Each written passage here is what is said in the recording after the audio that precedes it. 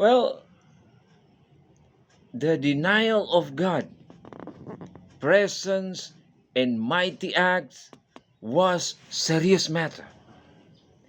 Their thinking and feeling were distorted and corrupted.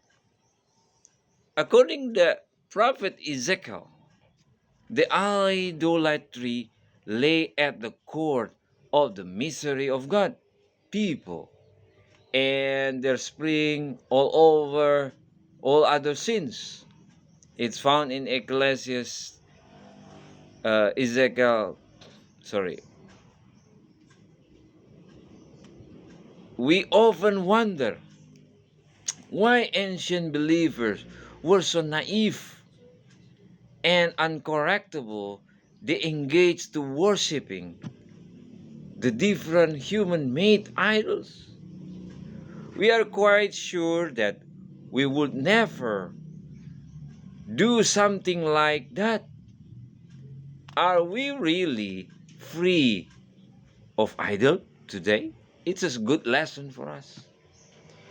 The idol of today may have a different shapes and forms, yet they have a similar appeal. An idol is something that replaces God, and even though we know it is not right, we still worshiping it, often repeatedly.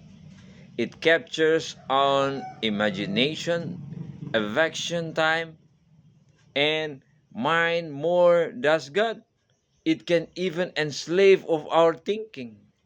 In fact, we become we what we behold and what we rise no higher than whatever God we serve.